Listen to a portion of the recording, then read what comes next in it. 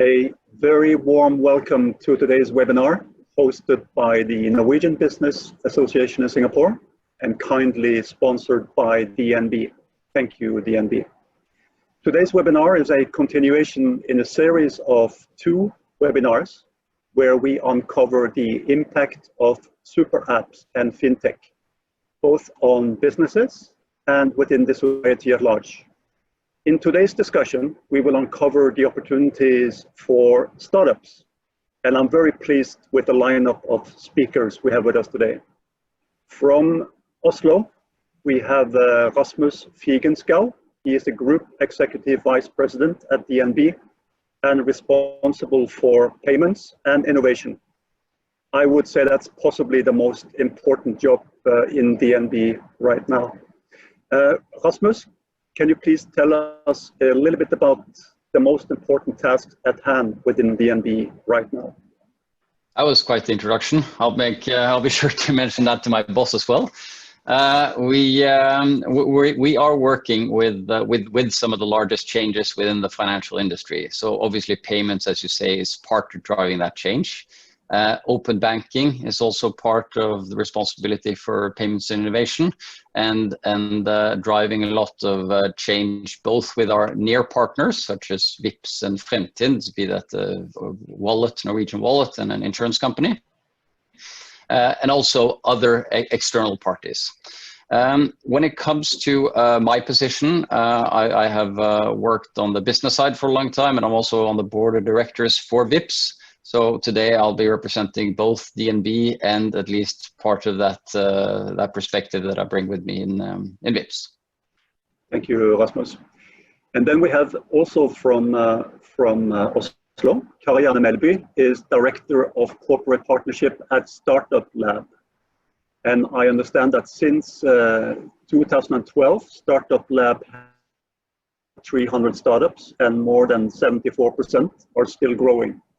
I think even Kahoot is in that pool, so you've done very well. So tell us a bit, Karianne, what you're working on right now and what's going on at Startup Lab. Thank you for the warm introduction. So we are working as an incubator for tech companies in Norway, hosting ambitious founders who want to grow fast on their technology arena. You mentioned Kahoot, and I'm sure some of you are sitting with a remarkable pad in your hand, writing notes right now, and that's also one of our proud companies. Right now we are working on looking more into everything around renewable. So a lot of things are happening on the energy sector in Norway, of course, and we are in the midst as a nation of a big transformation, and that reflects on the startup scene. So that's one of our focus areas, and as every day is going to work, looking to how we can accelerate any of our companies and making them grow big and successful. So that's that's my ambition. And I must say that a very important part of what we do is connecting them with the existing corporate industry in Norway, where they are making themselves available as the first customer. Important part of what we do. Thank you, Karianne. Ine Jacobsen is associate at Cocoon Capital. Cocoon Capital is probably the first VC firm with a Norwegian interest in Singapore. You are an early stage investor with a high success rate using Singapore as base, and you are investing across Asia. So Ine, what's happening at Cocoon right now? Yes, so thank you. So I'm from Cocoon Capital. We're an early stage venture capital firm based in Singapore, but we invest in the whole of Southeast Asia. We take a very active approach to investing, which means that we only invest in 6 new deals a year, which gives us a lot of time to work with the founders and help them through the really critical first phase. We usually invest as the first institutional investor, sometimes even before a product, and usually before any revenue is generated. And yeah, so it's a very exciting time and an interesting time to be in Singapore and Southeast Asia for sure. Yeah, and there was just big news in the media in Singapore today that there is increased funding for startups in Singapore. So maybe we come back to that a bit later on. And we have Kanyat Rajiv. He's the CEO of Appboxo, where they create magic and enable you to launch apps within other apps. And I think you are a spin-off from Antler. Correct me if I'm wrong. But Kenneth, give us the pitch. What is the business all about? Yeah. Hi there. Thanks so much for the introduction. Yes, that's correct. Thanks to Magnus and to Antler team, we were welcomed in Singapore last year, and yeah, we're based in Singapore. So yeah, Appboxo, you mentioned it rightly. So we create what we call a super app platform. In essence, we allow any app to become a super app using our SaaS solution. And we will probably discuss it in more detail later on. But in essence, any app that has ambitions to become a super app can do that with our solution. Thank you. And then last but not least, Magnus Grimeland, the CEO of Antler, a very fast-growing global VC, investing in exceptional people, as you put it on the front page of your website, Magnus. And I must also say you got a very impressive advisory board. If you haven't seen it, have a look at it. Magnus, tell us what you are onto right now with Antler development. Yeah, that's definitely true, Leonard, and you are one of those advisors, which is absolutely amazing. That's what I mentioned. Yeah. Yeah, no, we just want to really support exceptional people like Kanyat to solve important problems, and it's just incredible to see when people like him, put together an exceptional team around an important problem and scale and grow a company around it. Obviously, they are solving a very important problem, which is really helping companies who are not super apps become super apps, which I think is very timely for this discussion. And that's what we do basically. So we and anyone who is excited about building a great business and haven't started yet, we are there to support, and we work very closely with people like Ina from Cocoon. We've invested together, and Startup Lab, and we have a close relationship with in Norway, and we're extremely excited about what they've done. And Rasmus and I have met about partnerships with DNB, and so we really want to work with the whole ecosystem to just help exceptional people build great companies, and we do that in Asia, Europe, US, starting in South America, Africa, and Australia. So yeah, go to antler.co if you're an aspiring entrepreneur. Very good. Thank you, Magnus. And is it correct that you are the 11th user of Facebook or the 11th customer? I was definitely one of the first ones. I think I was the first from Norway, and definitely one of the first ones. In the early days, kind of knew everyone on Facebook. So I miss those days, though I am quite happy I don't know everyone who's on there now. Good for you. Okay, so this is going to be an interactive discussion. The chat line is open, so you're welcome to shoot across any questions, either directly to one of the panelists or as a generic question. But we'll kick it off. And as we learned from the first webinar, we discussed super apps and fintech. We understand that many industries, banks, telecom, insurance, are into a constant digital transformation ongoing to strengthen the competitive advantage. At the same time, we see many new tech solutions offering compelling solutions to attract customer segments. Where are really the blue oceans of opportunities for startups wanting to differentiate within super apps and fintech domains? So maybe I could go to you, Rasmus, because you are head of innovation as well at DNB. So how do you work with the startup ecosystem within the current setting? So we work very closely with partners like Startup Lab. We also have quite well, and when we work with Startup Lab, it's by collaborating, for example, on an accelerator that we have together. So there's a large set of applicants that we go through and see who might be most relevant to our industry, either because we believe in the concept standalone and believe it's right for the customer base, or we believe that it's supplementary to the business that we do. Either could be relevant. Sometimes we also are, there has been non-fintech related that go through the next accelerator that are chosen by DNB, but that are in associated industries, because clearly what we see is that parties that don't consider them part of the financial industry are clearly moving into the financial industry. I won't talk a lot about it. It's fairly evident. And thus also the financial industry gradually progressing into other parts of adjacent industries are natural experimentations and natural perspectives that my group brings to DNB.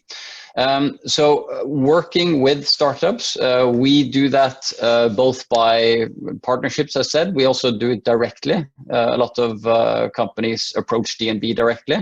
So we have a strategic partnerships group within DNB, and within payments and innovation, having a group responsibility for that, coordinating it, because we see in a large group like any large corporation, it's hard to find your way about, and then having a good experience for both parties. It's important to have sort of clear rules of engagement, cooperating with Startup Lab on those, and also just clear expectations in timelines, etc. But we work, so I would say, summing it up, we work both on an expansive view in terms of where partnerships can bring us into new arenas and where they can strengthen on the existing. In terms of discovering blue oceans, it's for us, it's more seeing the movement of the industry and where fintechs are going. I don't think it's probably not DNB's role to create those blue oceans. There are so many seeds being planted within our industry by other players who have a greater speed and sort of a different mindset, and cooperating with them is better than trying to come up with it ourselves. Thank you, Agnes. So if I can stay a little bit in Oslo, Karianne, you're working with a lot of exciting new startups there.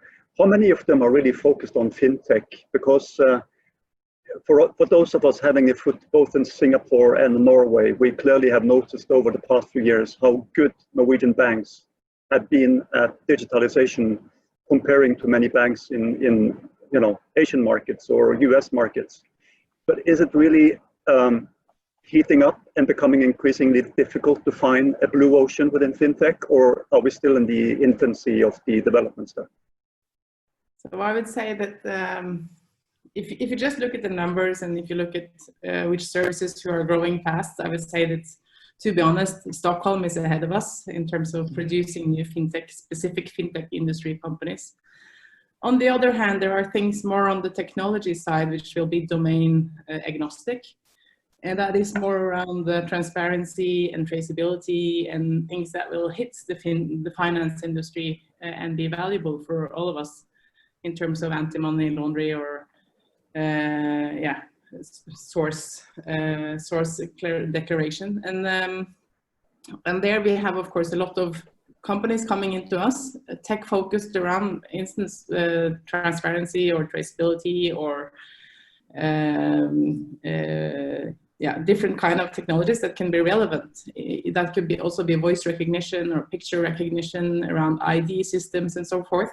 And then it's my role to curate a meeting with DNB and see whether they should go for the fintech industry or the finance industry, or if they should engage in media. So this is also a little bit about supply and demand in terms of what domain we should nudge our founders to really engage with. That's also about who is prepared in the existing corporations to engage with them. So I think that's more of a battle between our partners to say that, okay, we are ready to move forward now on ID, facial recognition or voice recognition and so forth. So we want to work with that founder. I'm sure Magnus can add to this, because this is when I enjoy my work the most. Okay, there you got it, Magnus, directly over to you. Yeah, no, I completely agree. I think there's obviously kind of if you look at Asia, obviously I know Europe a bit, but Asia better living here. You kind of see certain kind of trends, right? As Karianne and Rasmus were referring to, that you kind of know are going to happen, right? So, for example, in Southeast Asia, you know that the hundreds of millions of people who don't have a bank account, at some point in time they're going to have a way to digitally transact money, right? And there's a lot of opportunities there. You know that the underinsured are going to get insurance. You know that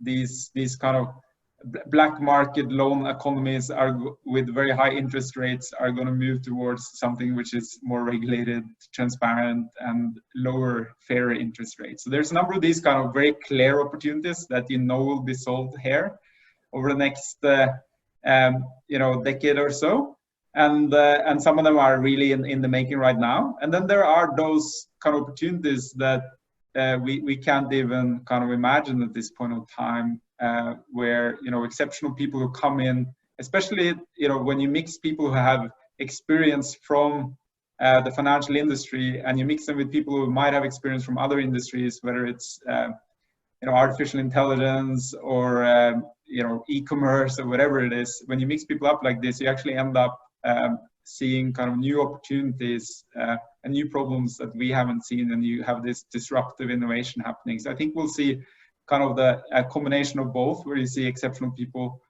going after some of those really obvious challenges, and there will be some exciting opportunities arising from these great creative people that we just don't know about yet, which is why I think it's so important to create these ecosystems that Startup Lab very successfully has done in Norway, where you gather a lot of people with different types of backgrounds and different types of experiences, and out of that you'll solve some existing problems and find some new ones that you can build really exciting businesses around. Thank you. So Kenneth, you came from the Antler system and you defined a blue ocean with your offering. Can you tell us a little bit about the journey, just in a nutshell, and how important was the Super App and the FinTech in the early stages of your business planning? Just to clarify the question, would you like to hear about the journey at Antler or hear about the journey in general? No, your focus with the development of your current service and product. How important is it to have the integrated FinTech and the Super App in your solution? Because that's what we're talking about. Yeah. So in our side, I think it is quite important. In general, what we found just by talking to so many companies is that majority of the kind of potential super apps are usually the ones who are in FinTech. And I guess it's just kind of, it's an extension of their core service. Yes, it is important. Our journey is, I would say, quite hectic. The reason being is, to be honest, like we started this webinar, but nobody actually said what is Super App. There was no definition. And I'm pretty sure nobody actually understood what it is. And there's still no clear definition. And that's why when we are talking to companies, usually our first call is not about like, what is your problem or what is your kind of vision. The first thing we usually start with is actually answering what is a Super App, how the Chinese model has been emerging, what was the process they went through. And only after that, we start looking at if there's an alignment between the company, which is talking to us, and this basically this journey which Chinese industry was going through for the past 5-6 years. Thank you, Kenya. So we have a poll coming up, and you have a possibility to answer that question. Have you heard about Super App? So that poll is coming up with a yes or no question right now. And since you are on the line, Kenya, and you said that maybe not everyone understands what the Super App is all about. If you can explain Super App in 45 seconds, what would you say? Yeah, so just to clarify on this point, this is the definition which we say. So I don't know if Oxford Dictionary was going to put it inside of the dictionary maybe next year, but what we call super apps is any app that has many services in it, and that's it. So we make it as simple as possible so that we don't overcomplicate this kind of simple terminology. Yeah, I'll move on to Ina in a second, but I just want to know what's your typical customer? You know, what's your customer segments? To be honest, it's as mentioned, we allow any app to be a super app, which means that any app is a potential customer of ours. Obviously, just from the business point of view, we focus on more enterprise companies like banks, telcos, consumer apps across Southeast Asia, India, Middle East, and even travel apps. And but moving forward, we already have like what we call like a long tail apps. So any apps that have some traffic in it, they can actually utilize our offering. So it sounds to me like you should have a conversation with Rasmus afterwards. Yeah, of course. Okay, Ina, this webinar concept was actually your idea. So can you say a little bit about the focus you have from Cocoon and how important is FinTech and Super App from your business perspective? So the reason why I thought Super Apps and FinTech was an interesting topic is because it's interesting to see that there are new trends coming out of Southeast Asia and China that are now suddenly having an effect on the rest of the world. Usually you see it the other way around, right? So this is an opportunity to learn from Southeast Asia and see how some of the companies here have solved very complex problems that we have here. And maybe it can be of interest or motivation for someone in Norway or Europe, right? So that was the reasoning behind it. I think what's interesting to know, and for everyone who doesn't know what a super app was, I saw that there was like above 20% that hadn't heard of this before, right?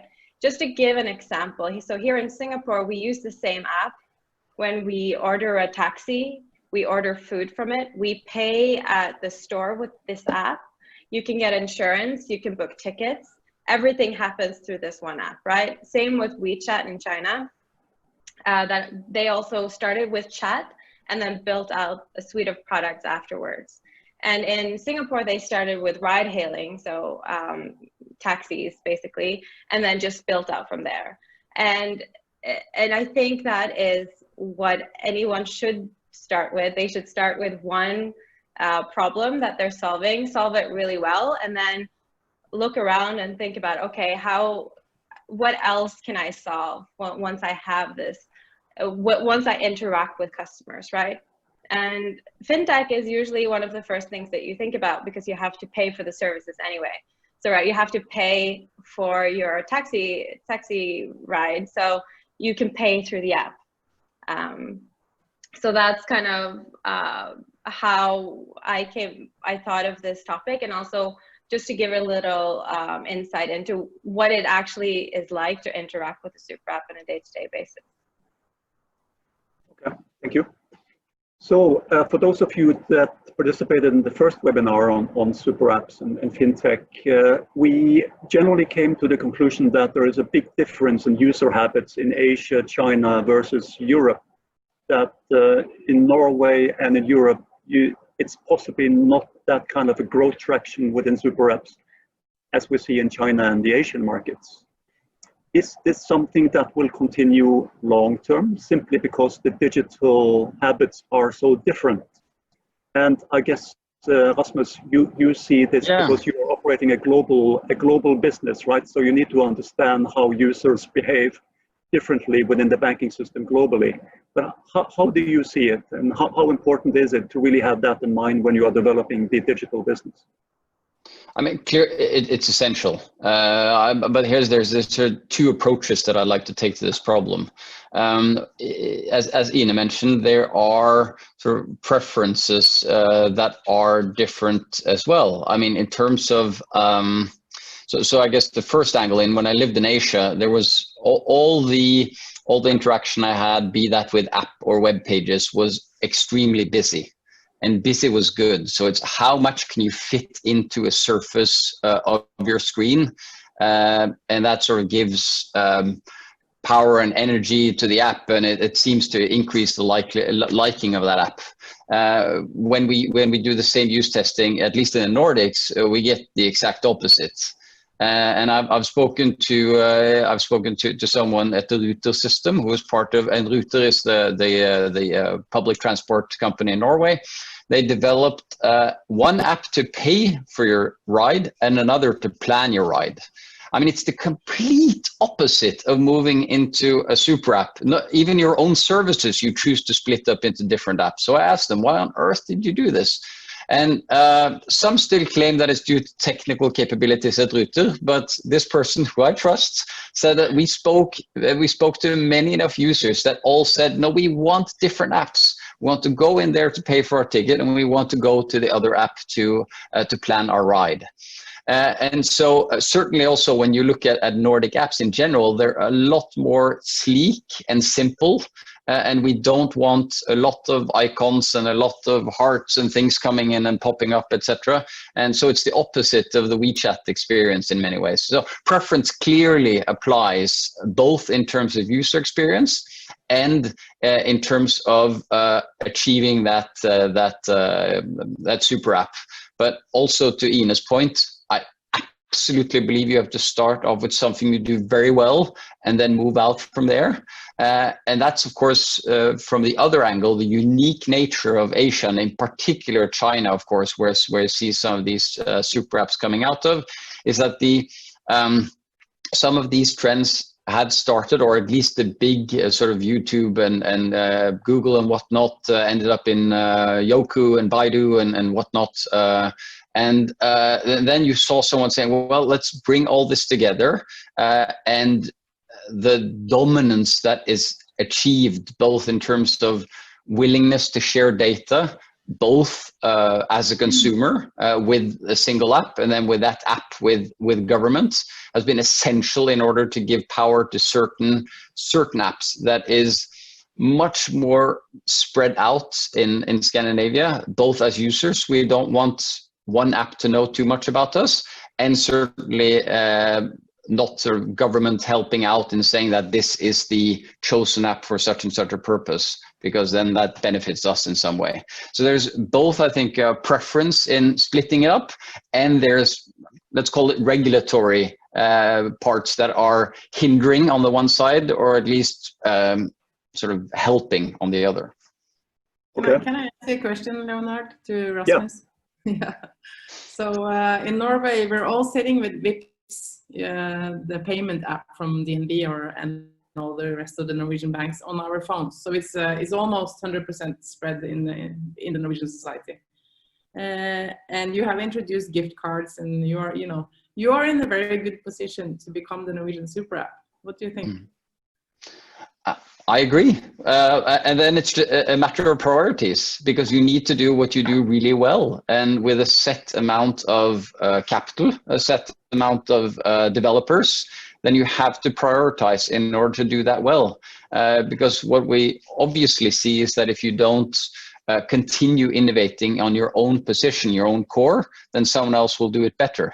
And there's continuous drive on that development. And so the super apps that are able to expand, well, part of it is due to partnerships, right? So an early partnership was Vipps Go, which they recently shut down, but that was due to the fact that they were able to partner up with similar services almost now seamlessly with others. So I think the direction of super apps, unless you have a lot of capital, is that you have to do it through partnerships, and then you have to, what you see as critical as owning yourself, you have to do just gradual and realistic shifts. Because if you open your arms, well, you probably won't fit it, but as wide as you can, and say, the world is my oyster, then you will fail, unless you're WeChat, obviously. Evidently, I should rather say. Yeah, I think a narrow focus is probably wise, Rasmus. But Kenya, how do you see that from your side? How narrowly do you go into the market when you develop it? Do you look for global market, or you go in narrow? be honest, both. We have two sets of customers, ones who are global partners and then the ones who are very localized. Just as an example, in travel in general, our partners are more global. So companies like Skyscanner, Agoda, and they are applicable pretty much anywhere. And then we have very local companies which are obviously tied to certain regulations. For example, in Indonesia, we have insurance, mini apps, insurance services as well, partners, gold trading, which are obviously can only be working in that country just because of the regulations. On the super app side, though, I think it's, I would say that in Europe, we see it more and more often. We have partners in UK, in Spain, who are right now exploring this concept. I think that the, just to kind of, in terms of how the super app looks like, the Chinese model is, or even Southeast Asian model is not what we're exploring in Europe. Rather, the app continues to be slick and nice and tidy, but then depending on the context, some third-party services or internal services can pop up. Okay. And in that case, the engagement is obviously higher. Okay, I have to ask you to repeat one thing because we have a few participants that joined a bit later in the webinar and they asking, what is a super app? If you can explain it again in 40, I'll give you 50 seconds this time. Try to explain it so everyone understands what it's all about. Sure. So the super app in our definition of super app is an app that has many services in it. And these services can be the app developers services, or they can be provided by third parties. So this is the definition, our definition of super app. Okay, so we welcome feedback from the audience. If you still don't get it, please ask again and we will try to look at it from a different angle. I have a few questions coming in from the audience, so I'll take that right now. How easy is it to introduce market a fintech app in Asia? What are the do's and don'ts? Magnus and Ina, if you could take that first, then we'll get comments from the others. The do's and don'ts of a fintech app in Southeast Asia. So I think it depends. I think Magnus mentioned it earlier, right? There is a large population in Southeast Asia that is unbanked or underbanked. And that is a very important distinction, right? So underbanked, they're easier to get to because they might have a bank account, but they don't have a credit card, for example. If you're not banked at all, unbanked, you have nothing. You don't have a bank account, but you might have a phone. The probability is that you have a phone. So to get to the unbanked, it's usually through governments or telcos are more inclined to reach those. The underbanked, we usually see a lot of people going after them, both fintech apps or other consumer-facing apps, like Grab or Gojek, which are super apps in Southeast Asia. And then you have the people that are banked, that have a bank account, they have credit cards, and for them, you know, the approach might be very similar to someone in the Nordics or Europe. So it's all very different, and it's also very important to be aware that even though we talk about Southeast Asia as one region, all the countries are extremely different. So going into Singapore is very different from going into Malaysia, to the Philippines, to Indonesia. So that's also something to be very aware of. So I think if you want to go into any of these markets, my tip is to come here and learn and be in the environment to really understand the needs. Magnus? And Magnus, yeah. Yeah. So I fully agree with all Ina just said.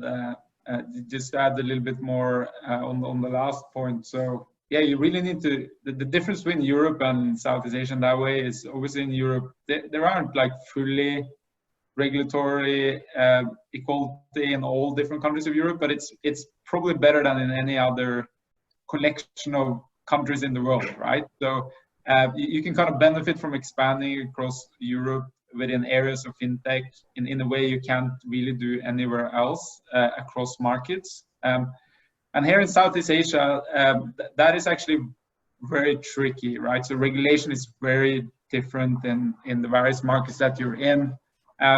So one way to think about there is like, obviously, which market do you want to go to first, and how do you do that? Or do you want to do it through a partner? What you have seen a number of fintech companies here do that are expanding across markets is by doing it with a partner that already have sorted out that regulatory side of the aspect. So I think those are a few things to think about. Obviously, the white space here is yet also quite a bit bigger. It's not only related to, you know, the unbanked part that we spoke a little bit about, but it's also just related to the, you know, incredible growth in digitalization, a share of wallet which is currently being spent on new things, the growth of kind of very traditional fintech markets in terms of you know, loans, insurance, and so on. So you also have all of those tailwinds with you. So yes, there is kind of there's the operational complexity, which is quite a bit higher, and you need to take that. And as I think, as Ina rightly said, you really need to have a local presence there and think through if you're going to do market by market and actually do this yourself or do it with a partner. But then you have all those tailwinds that still makes it incredibly exciting to come here and launch, right? And we actually do have a number of great examples of either Nordic companies or Nordic entrepreneurs who built something in Europe, come down here and utilize that know-how to build something new here, and you know, build some kind of business models and bring them here. So huge opportunities. Thank you, Magnus. Karianne, you wanted to add on there. Yeah, I just wanted to add on Ine and Magnus' comments. Like Ine said, it's a lot about knowledge in the local market. And when I was based in Bangkok for quite a while, and I was working in a telecom operator. And like you say, the telecom operators are great partners because they are already in the hands of all people across the region. On the other hand, we were launching a partnership with Uber together with Telenor in many of our countries. And I was traveling across from Thailand to Malaysia to Bangladesh and Pakistan, launching Uber together with Telenor. And the experience was that the last mile is very different. So in some countries, it's really fun to go and claim your discount. So you get an award and you get to drive the Uber limousine for a day as a marketing gimmick. And then you can claim your discount, which is fun. So in Thailand, that would be a lot of fun, and they would be proud to have gotten that coupon or, you know, some kind of a reward for something they did. However, in Pakistan, it was the totally opposite. So when they wanted to go to market, they tried to do the same as in Thailand, but it came with it was met with the idea that Pakistan should be able to pay. It was a reputational thing. So they should be able to pay for their services. They should not claim discounts. However, if they introduced it as a competition where it was something about how bright you were, or, you know, I was so smart that I won that competition, and that's why I got this reward. So it was a very small differentiations, but still, and the same product, of course, but the last mile is complicated. So I invite everyone to go to the markets they want to launch their services in.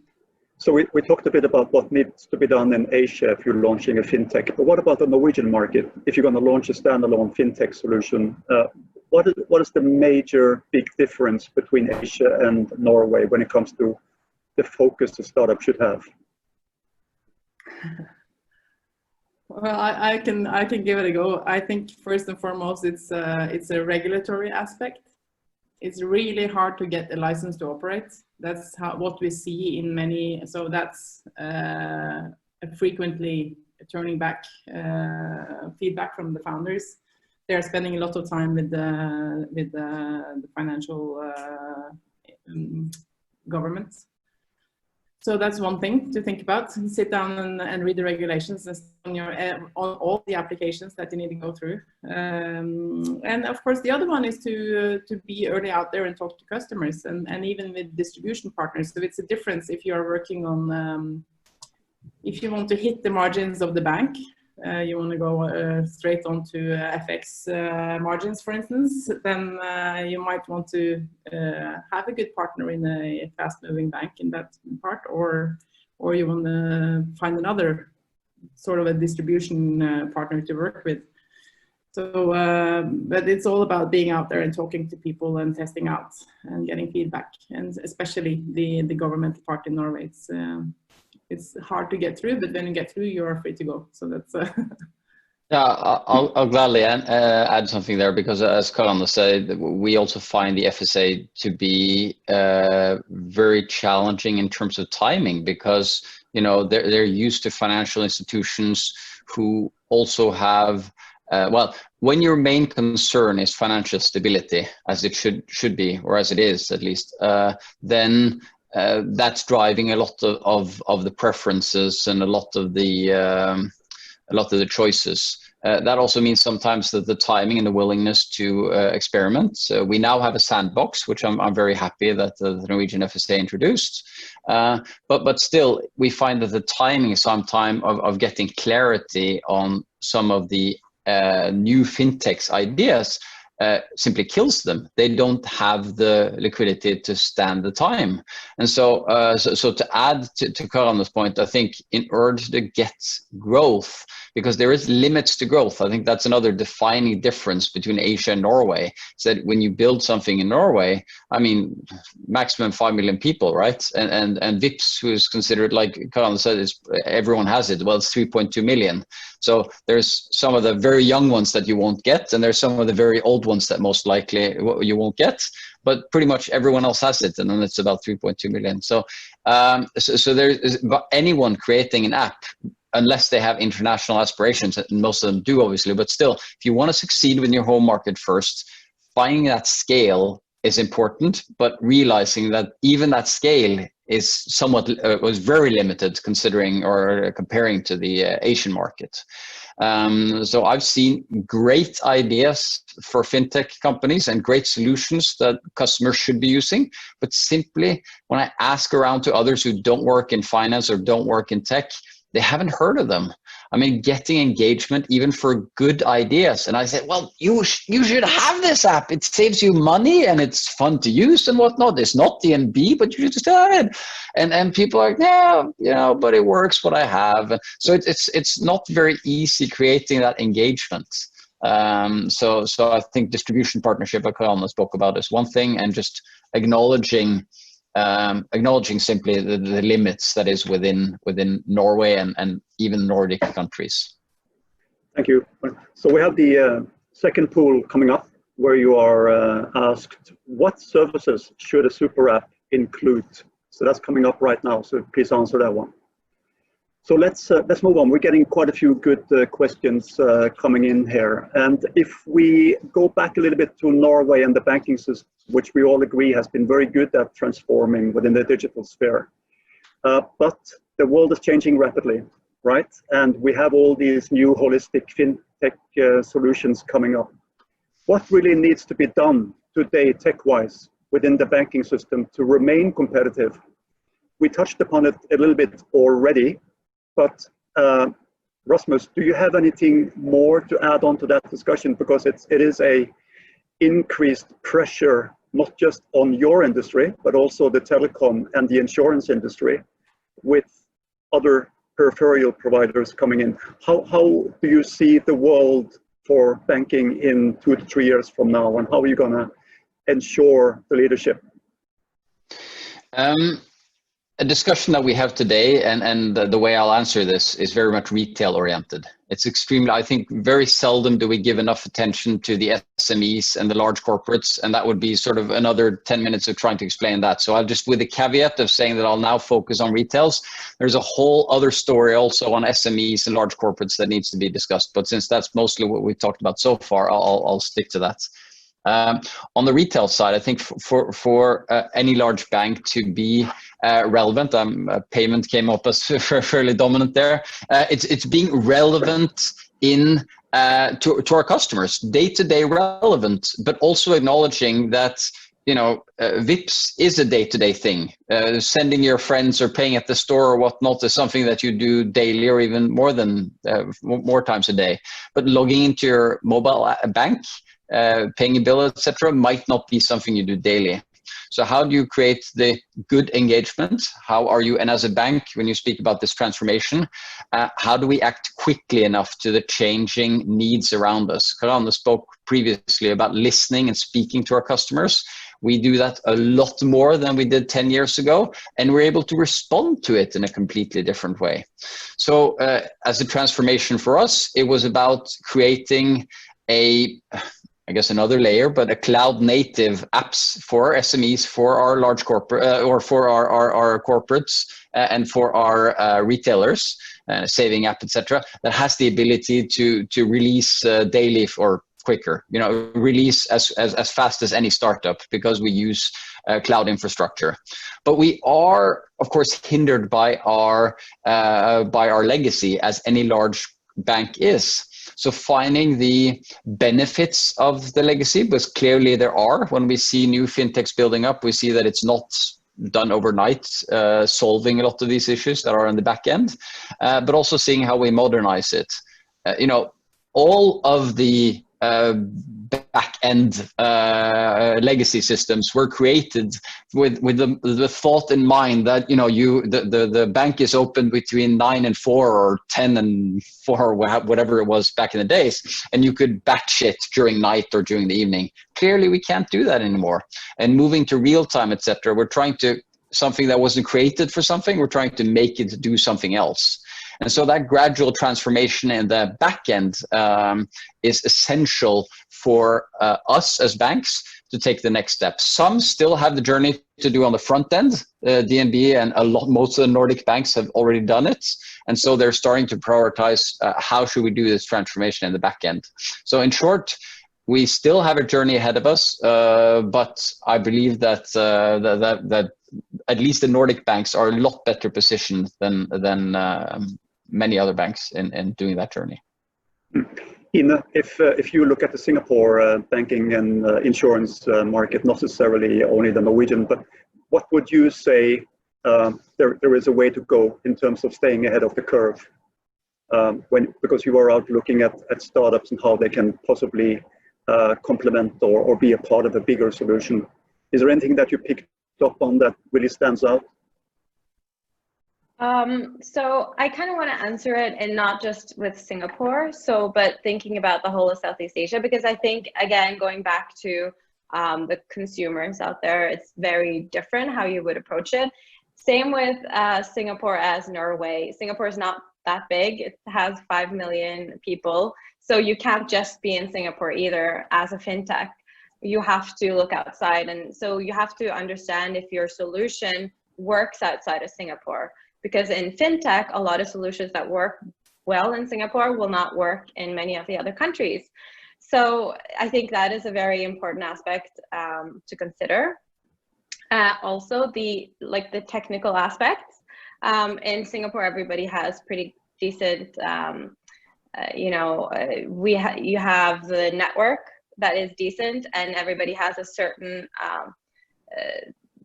the phone works pretty well. It's a pretty good standard usually, but not everywhere else in Southeast Asia, which is, I think, also why the super apps are gaining a lot of traction, because they're able to build very lightweight, big apps that can work even on, less technical phones. And this is, Kanye can probably help explain how that works, but I think that is something that needs to be considered when moving into Singapore or Southeast Asia.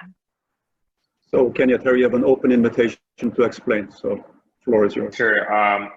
Yeah, this is actually a big topic of Southeast Asia.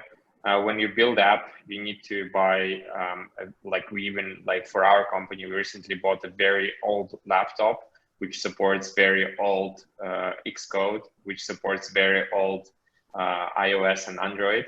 And the reason being is when you go to, if you target the whole Southeast Asia, there's a big chunk of people who continue to use quite old phones, which have very low, firstly, generally memory, and then the processing power, which means that whenever you build something, you always need to test not only like on the 2-3-year-old phones, but also on like 5-6-year-old phones. We also have like a pretty much a pack of different Android phones, starting from like 2014 year of production. Yes, it's quite important part of our day-to-day work to test out compatibility with these different phones. So if you look at the tech development within integrated artificial intelligence, it's becoming increasingly complex and at a level we could have imagined 2 years ago. What is really coming next, and what's the next function within FinTech and super apps? What will the future bring? And are there any limits really?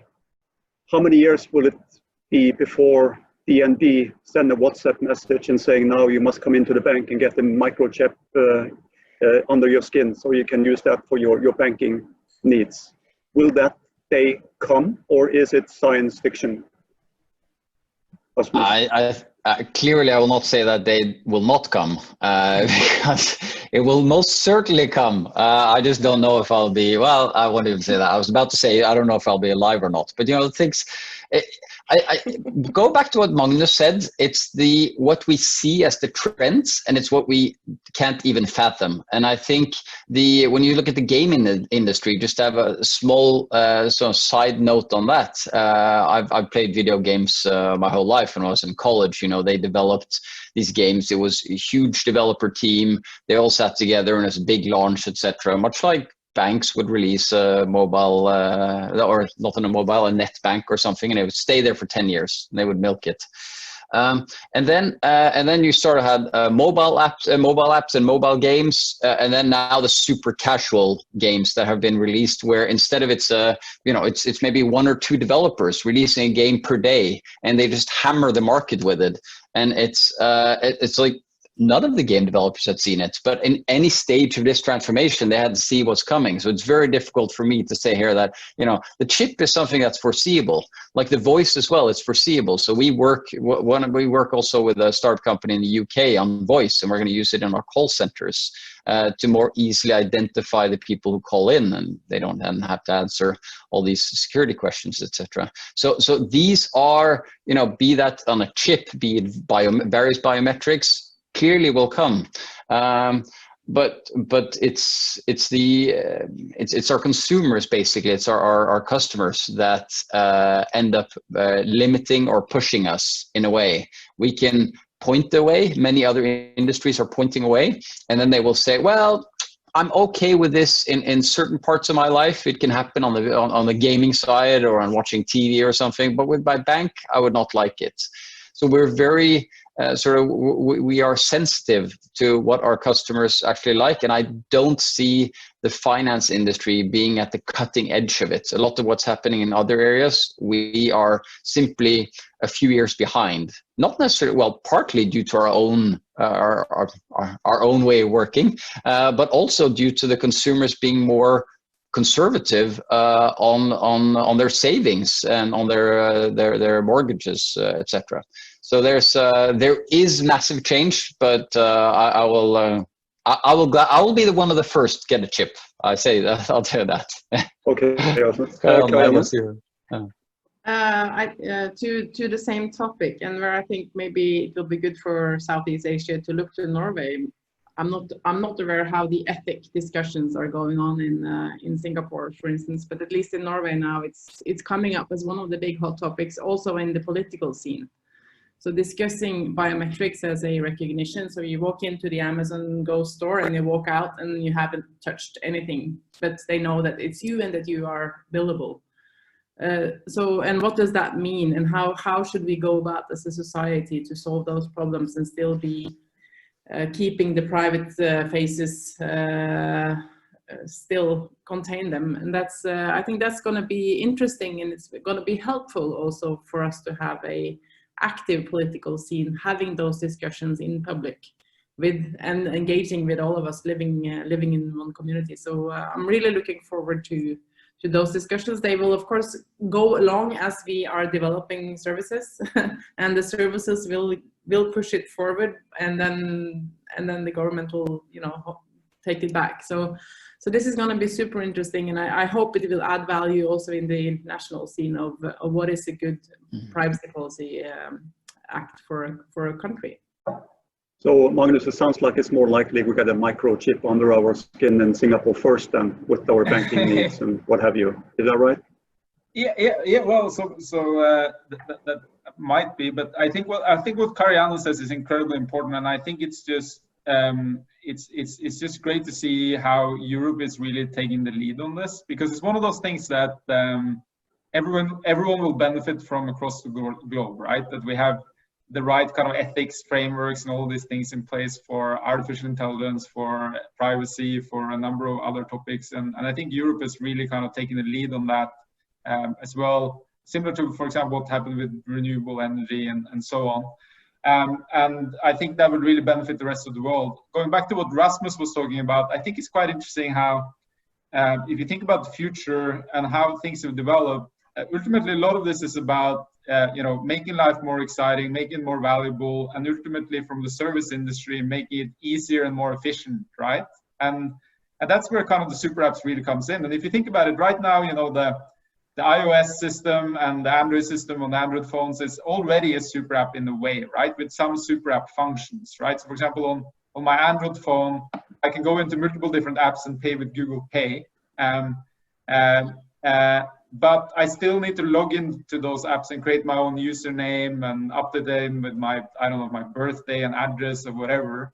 So I think you'll see kind of it's going to be really interesting to see the development here, right? Will you see those kind of giants becoming are there going to be like 2 or 3 of these humongous super apps that will also install your microchip and be on all your different types of devices? Or is there space for obviously there's space for service providers like Apple Boxo and Whips to kind of integrate into such an ecosystem, but is there also space for within that ecosystem to create super apps like you've seen here in Asia with kind of Grab Taxi and WeChat or so on, becoming a super app within those super app ecosystems, right? And that's what you haven't really seen so far that much in Europe and the US as you've seen here in Asia. And I think it's going to be very interesting to see how that develops. I for sure think that microchips are coming quite quickly and will be integrated with humans, and I really hope that will come with very strong kind of guidance on ethics and so on from these discussions that Karianne was talking about that you're having in Norway right now. Okay, so we are getting close to 60 minutes, but we have so many good questions coming in from the audience. I have to address at least some of them. And here is one. Are there any potential super apps that the panel believes can be groundbreaking, but the consumer markets are just not ready for it yet? Which means what is coming up ahead, but the market is not ready for it, but it's coming. What could possibly that be? Well, if I could, I would have, my best guess would be around health. And then we are in the midst of the ethical discussions, and so any super app that can help us to stay healthy and also to fix us when we are broken, that's coming for sure, and it needs to be a good discussion on health. That's my take. Okay, Ina, you are agreeing? Anything that you want to add on? No, I think that's a very interesting. Very interesting proposition for sure, and I'd love to explore how that can happen in the future. Yeah. I have a comment on it because I think it relates to what we've spoken about in terms of ethics and also then coming that to GDPR or data protection, etc. Europe is in the forefront of it, but then as a contrast, DNB, for example, together with Telenor, is working with NTNU on natural language processing. Getting access to data and even sharing that data is so complicated, and we hear it on the health side as well. Even something that can benefit mankind, we're not able to share that result across research teams. So I think the winners might not be the ones that have the best ethical standard. Ironically enough, so that you could win on the ethical side, but lose on the functionality and the. Yeah. So I have a comment here. So I think also the ethics, they vary, right, from where you come from, because it's a matter of personal principles about what's important to you. And I think in Norway we have certain things that are extremely important to us. Those principles might not be as relevant in other parts of the country where principles of safety or health might come above principles of freedom. Right, so I think it will definitely be interesting to see how these solutions adapt to the ethics and principles of the people in the different regions. And I totally agree with you, Rasmus. We will probably see some countries then be able to more quickly escalate or expand something because of that. So yeah. Okay. Then I have to let you know there is a survey being launched right now. So if you could kindly answer that so we can continue improving our webinars, that would be great. We have come to the end and 60 minutes just flew away. We covered quite a bit of topics. So I thank the panelists for the engaging discussion. I thank DNB, our sponsor. You have an exciting journey ahead, as we heard from Rasmus. And Rasmus, please promise you have a conversation with Kenneth and let him give him your pitch. And I would like to direct your attention towards Singapore Norway Innovation Conference coming up on the 29th of September. That is a must-attend event where we are linking up Singapore and Norway very closely so that we can better create synergies across across the two countries. So please sign up if you haven't already done that. So with that, thank you very much, and thank you, DNB, again. Much appreciated. Thank you. Thank you. Thank you. Thank you.